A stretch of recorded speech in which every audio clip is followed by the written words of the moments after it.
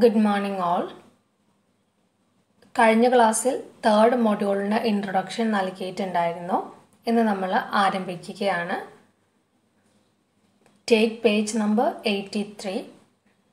അതിൽ നമുക്ക് 3 ടേംസ് പഠിക്കാൻ നൽകിയിട്ടുണ്ട്. ഹെജുമണി, ഇന്റർപൊളേഷൻ ആൻഡ് ഐഡിയോളജി. ഇവയിൽ ഹെജുമണി എന്താണ് എന്നതാണ് നമ്മൾ ആദ്യമായി ഡിസ്കസ് ചെയ്യാൻ പോകുന്നത്. ഹെജുമണി. ആന്റോണിയോ ഗ്രാംഷി എന്ന ഇറ്റാലിയൻ ഫിലോസഫറാണ് ഹെജുമണി എന്ന ഈ ടേം കോയിൻ ചെയ്തത്. ഇതിലൂടെ ഉദ്ദേശിക്കുന്നത് എന്താന്ന് വെച്ചാൽ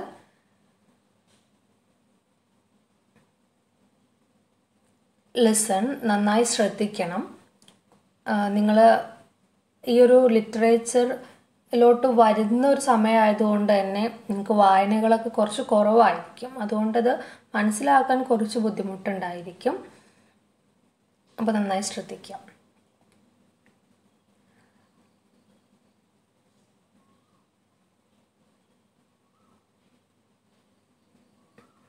സോഷ്യൽ റിലേഷൻസിലും അതുപോലെ തന്നെ മാൻ ആൻഡ് എൻവയോൺമെൻറ്റ്, മാനും എൻവയോൺമെൻറ്റും തമ്മിലുള്ള റിലേഷനിലും പവറിൻ്റെ ഇൻഫ്ലുവൻസ് നമുക്ക് കാണാൻ സാധിക്കും.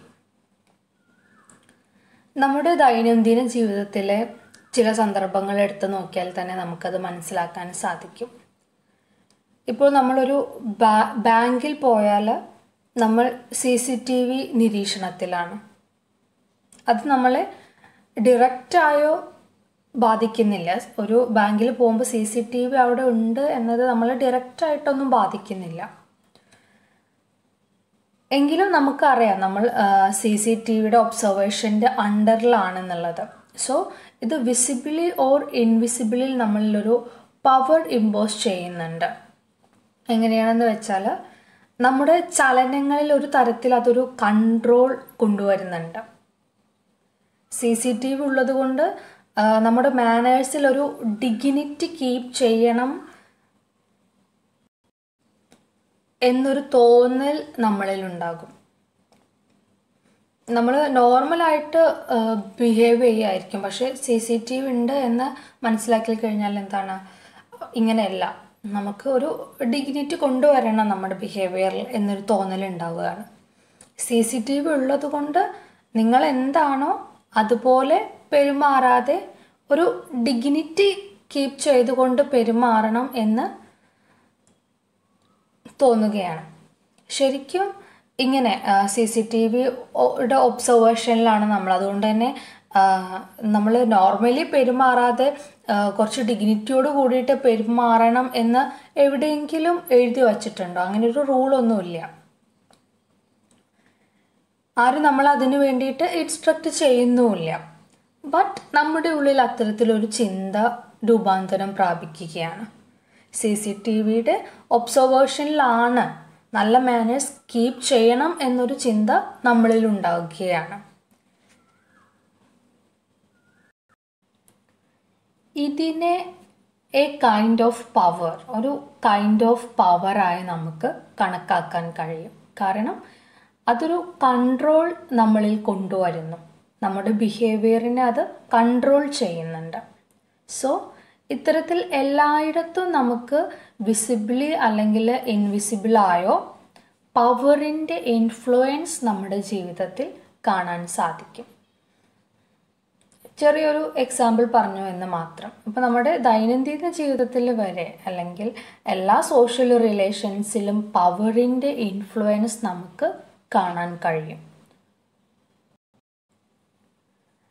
അതുപോലെ തന്നെ ഉയർന്ന ജാതി, താഴ്ന്ന ജാതി, അപ്പർ ക്ലാസ്, ലോവർ ക്ലാസ് അല്ലെങ്കിൽ അൺടച്ചബിൾസ്, തൊട്ടുകൂടാത്തവൻ, തീണ്ടിക്കൂടാത്തവൻ തുടങ്ങിയിട്ടുള്ള വേർതിരിവുകൾ വിദ്യാഭ്യാസ സമ്പന്നമായ ഈ സമൂഹത്തിലും നിലനിൽക്കുന്നുണ്ട്.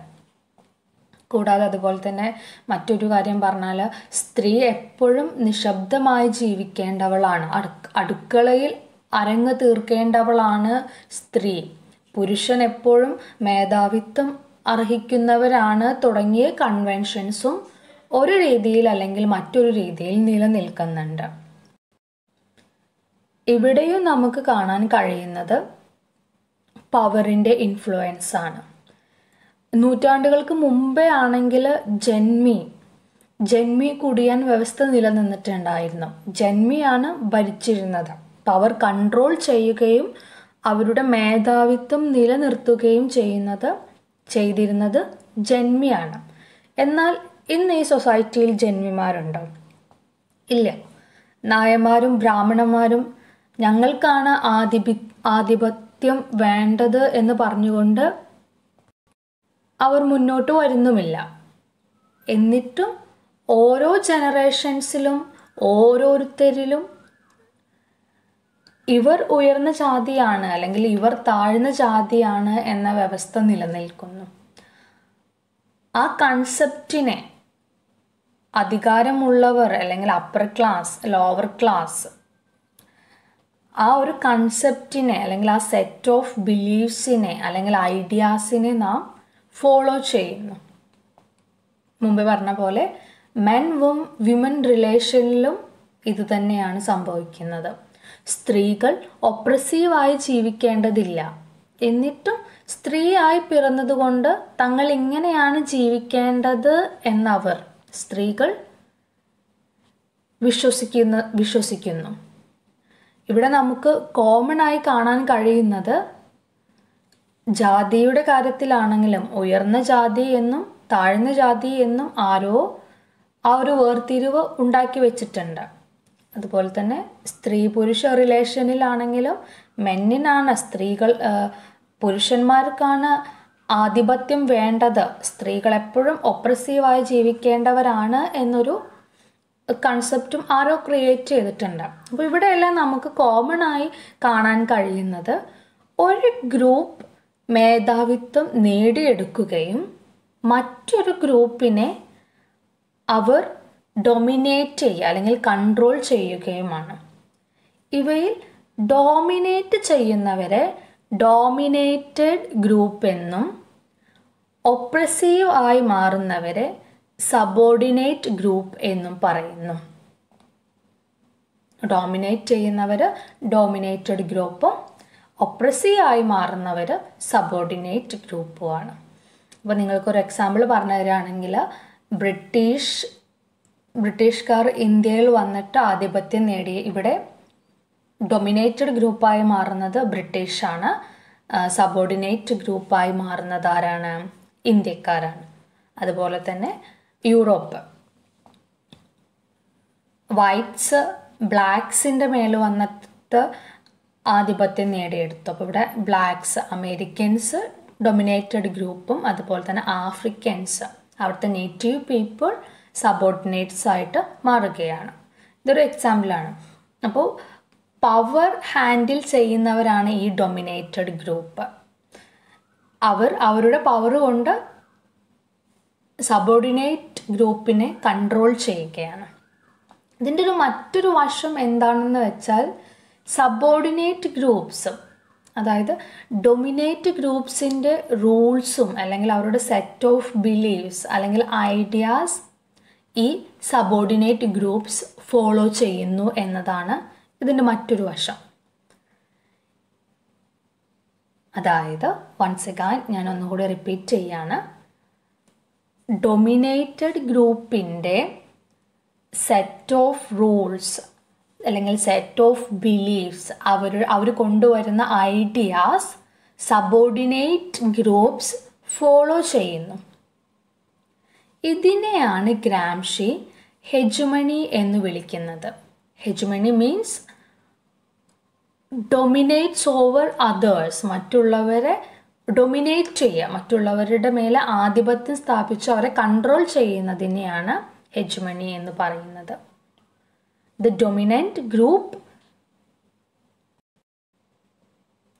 creates a set of rules, beliefs or ideas and rule over the subordinates. The dominant groups creates a set of rules, beliefs or ideas and rule over the subordinates. It is called hegemony. അതുപോലെ തന്നെ subordinates ആ set of റൂൾസിനെ അല്ലെങ്കിൽ ബിലീവ്സിനെ അല്ലെങ്കിൽ ഐഡിയാസിനെ, ആ rules and റെഗുലേഷൻസിനെ follow ചെയ്യുകയും ചെയ്യുന്നു. ഇതിനെയാണ് Antonio Gramsci ഹെജമണി എന്ന് വിളിക്കുന്നത്.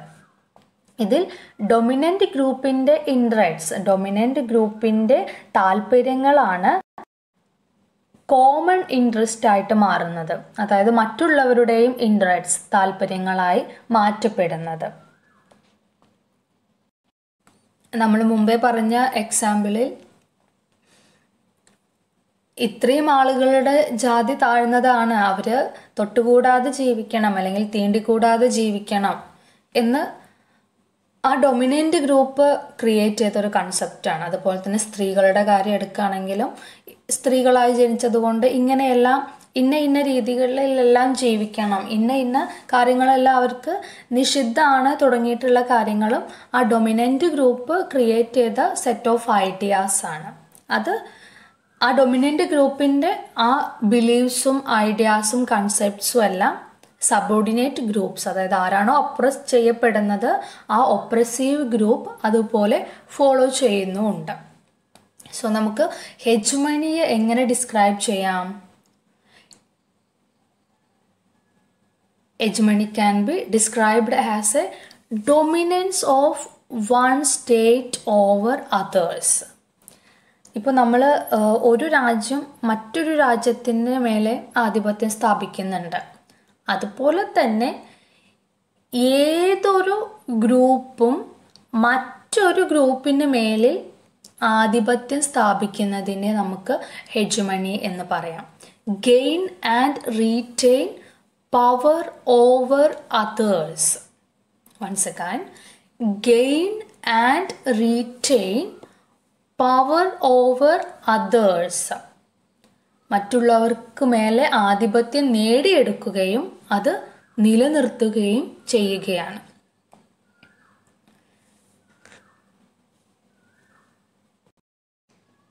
ഓക്കെ, ഇനി ഇവിടെ നൽകിയിട്ടുള്ള വരികൾ ശ്രദ്ധിക്കുക. Listen. A social class achieves a predominant influence and power over others not by direct and overt means but by succeeding in making its ideological views so pervasive that the subordinate classes unwittingly accept and participate in their own oppression.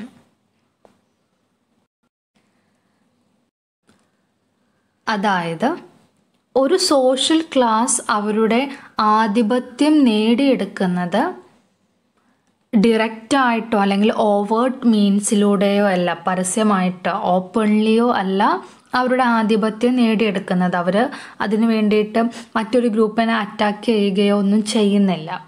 പക്ഷേ അവരുടെ താല്പര്യങ്ങളെ ഇവർ അവരുടെ ideological വ്യൂസിനെ ആ dominant group വ്യാപകമാക്കുകയാണ്.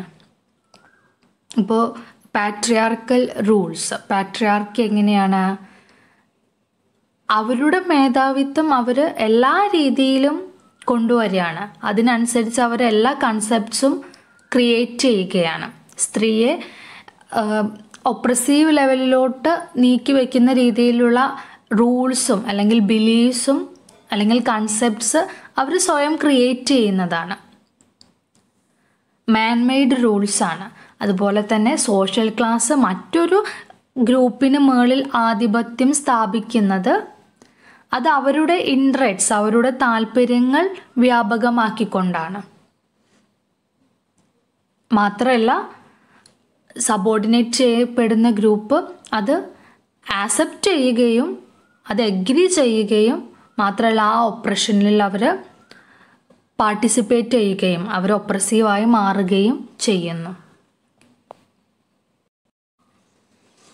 ഒരു ഉദാഹരണം പറയുകയാണെങ്കിൽ whites, വെള്ളക്കാർ, Americans അവർ African ലാൻഡിൽ വന്ന് ബ്ലാക്സിനെ ugly people, അവരുടെ കളർ അഗ്ലിയാണ്, അവരുടെ ഹെയർ അഗ്ലിയാണ്, അവരുടെ കൾച്ചർ അൺസിവിലൈസ്ഡ് ആണ്, അവർ അൺസിവിലൈസ്ഡ് പീപ്പിളാണ്, ബാർബേറിയൻസ് ആണ് എന്ന് പറഞ്ഞുകൊണ്ട് അവിടുത്തെ നേറ്റീവ് പീപ്പിളായ ആഫ്രിക്കൻസിനെ ഇൻഫീരിയറൈസ് ചെയ്യുകയാണ്, അവരെ ഇൻഫീരിയറാക്കി മാറ്റുകയാണ്.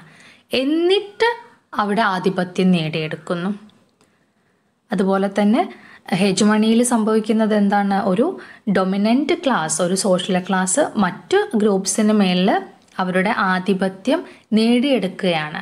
ആ ഡൊമിനൻ്റ് ക്ലാസിൻ്റെ താല്പര്യങ്ങൾ എന്താണോ അത് വ്യാപകമാക്കിക്കൊണ്ട്, അത് മറ്റുള്ളവരെ ആക്സെപ്റ്റ് ചെയ്യാൻ പേഴ്സോഡ് ചെയ്തുകൊണ്ട് അവരുടെ ഡൊമിനൻസ് അവർ മെയിൻറ്റെയിൻ ചെയ്യുകയാണ്. ഓക്കെ, സോ നമുക്ക് പറയാൻ കഴിയും ഹെജമണിക്ക് it has the power to influence the thoughts of the colonised people. അവർ ഡൊമിനേറ്റ് ചെയ്യുന്ന ഗ്രൂപ്പിൻ്റെ തോട്ട്സിനെ കൺട്രോൾ ചെയ്യാനും ഇൻഫ്ലുവൻസ് ചെയ്യാനുമുള്ള പവർ ഈ ഹെജമണിക്കുണ്ട് എന്ന് നമുക്ക് പറയാം. ഇനി നെക്സ്റ്റ് ടോപ്പിക് എന്താണ്? ഇൻ്റർപിലേഷൻ എന്നതാണ്.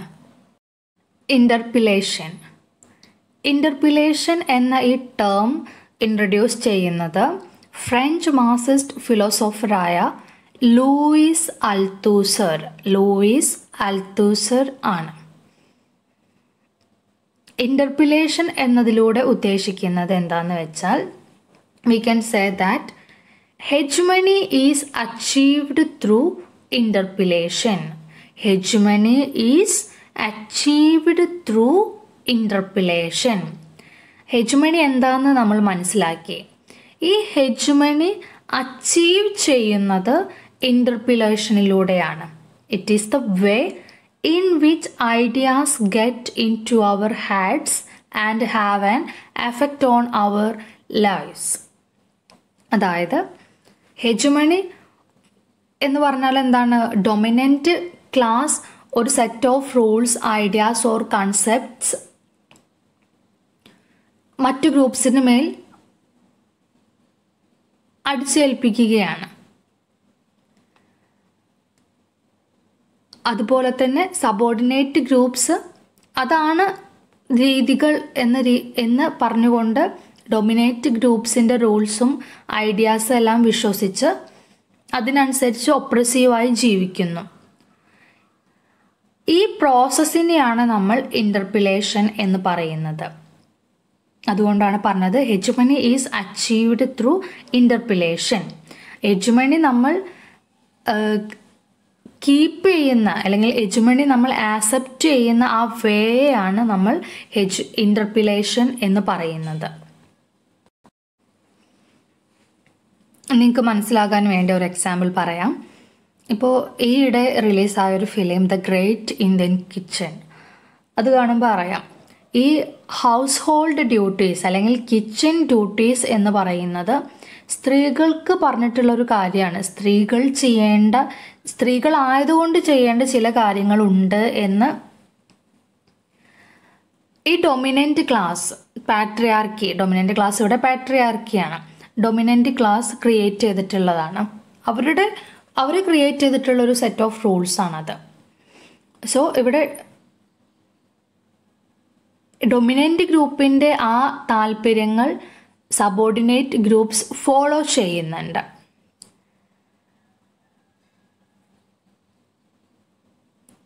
ഇത്തരത്തിൽ ആ ഹെജമണിയുടെ അല്ലെങ്കിൽ ആ ഡൊമിനൻ്റ് ഗ്രൂപ്പിൻ്റെ റൂൾസിനെ ഫോളോ ചെയ്യുന്ന ആ പ്രക്രിയയാണ് നമ്മൾ ഇൻ്റർപിലേഷൻ എന്ന് പറയുന്നത്. നമ്മൾ വിശ്വസിക്കുകയാണ് എന്താണ്, ഈ ഐഡിയാസ് അല്ലെങ്കിൽ ഈ ഇത്തരത്തിലുള്ള ബിലീഫ്സും കൺസെപ്റ്റ്സും എല്ലാം നമ്മുടെ സ്വന്തമാണ്, അത് നമ്മുടെ സൊസൈറ്റിയിലെ ഭാഗമാണ്, നമ്മുടെ സംസ്കാരത്തിൻ്റെ ഭാഗമാണ് ഈ റൂൾസും താഴ്ന്ന ജാതി എന്നതും മേൽജാതി എന്നതും അല്ലെങ്കിൽ സ്ത്രീകൾ എപ്പോഴും താഴ്ന്നു കൊടുക്കേണ്ടവരാണ്, പുരുഷന്മാരെപ്പോഴും മേധാവിത്വം അർഹിക്കുന്നവരാണ് എന്നതെല്ലാം അത് സൊസൈറ്റിയുടെ ഭാഗമാണ്, നമ്മുടെ സംസ്കാരത്തിൻ്റെ ഭാഗമാണ്, അത് നമ്മുടെ ജീവിതത്തിലെ ഭാഗമാണ് എന്ന് നമ്മൾ വിശ്വസിക്കുകയാണ്. എന്നിട്ട് നമ്മളത് ആക്സെപ്റ്റ് ചെയ്യുകയാണ്.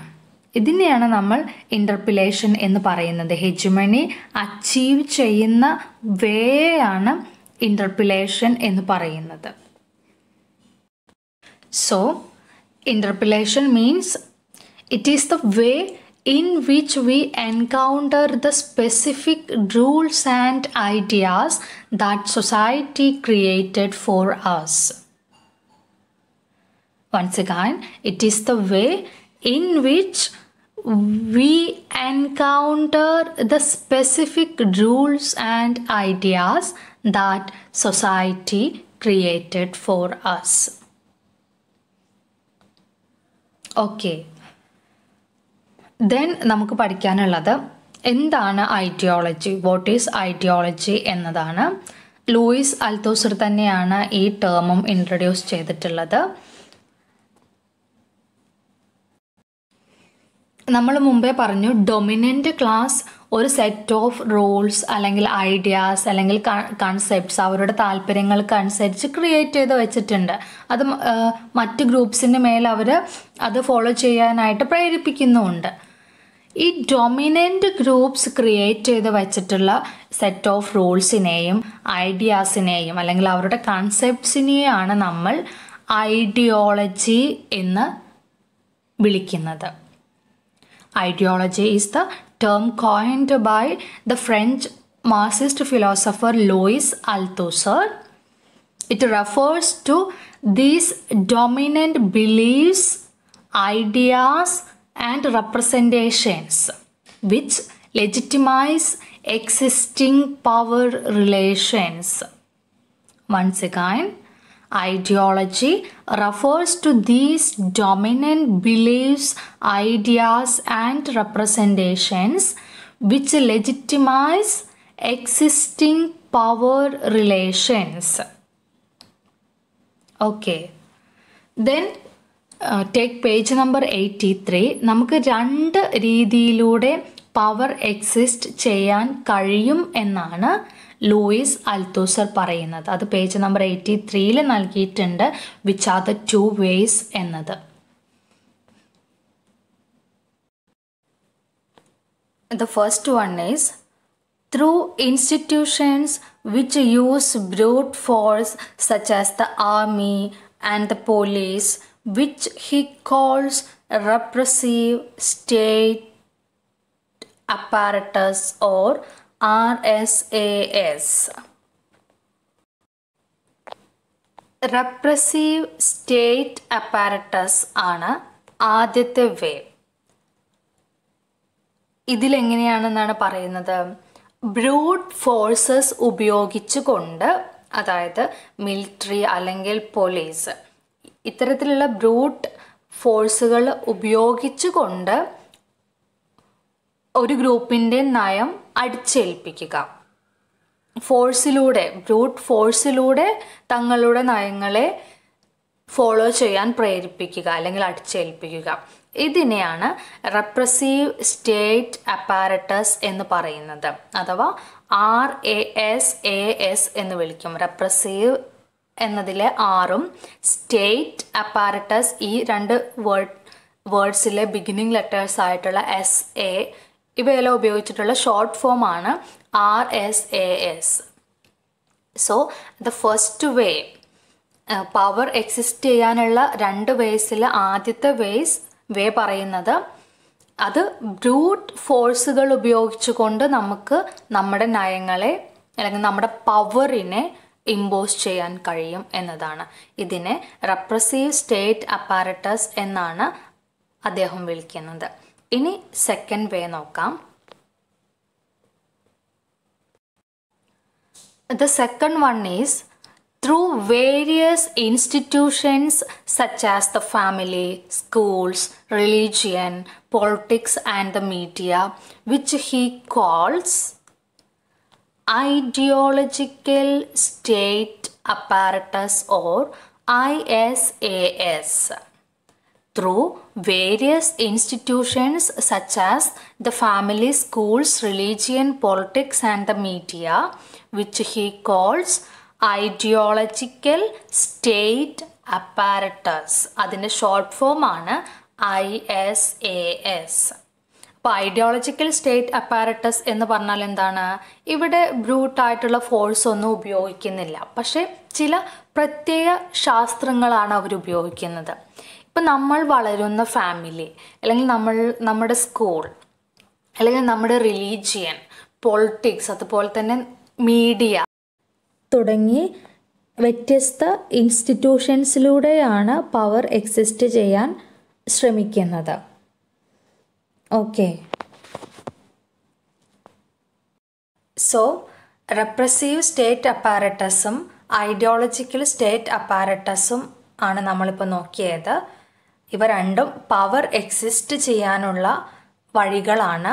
റെപ്രസീവ് സ്റ്റേറ്റ് അപ്പാരറ്റസിൽ ആ ടൈറ്റിലിൽ പറയുന്ന പോലെ തന്നെ റെപ്രസീവ്, ബ്രൂട്ടൽ ഫോഴ്സ് ഉപയോഗിച്ചുകൊണ്ടാണ് പവർ എക്സിസ്റ്റ് ചെയ്യുന്നത്. എന്നാൽ സ്റ്റേറ്റ് അപ്പാരറ്റസിൽ, ഐഡിയോളജിക്കൽ സ്റ്റേറ്റ് അപ്പാരറ്റസിൽ വേരിയസ് ഇൻസ്റ്റിറ്റ്യൂഷൻസ് ആയ ഫാമിലി, അതുപോലെ തന്നെ സ്കൂൾസ്, റിലീജിയൻ, പൊളിറ്റിക്സ്, മീഡിയ, ഇത്തരത്തിലുള്ള വേരിയസ് ഇൻസ്റ്റിറ്റ്യൂഷൻസിലൂടെയാണ് അവർ പവർ എക്സിസ്റ്റ് ചെയ്യുന്നത്. ഓക്കെ.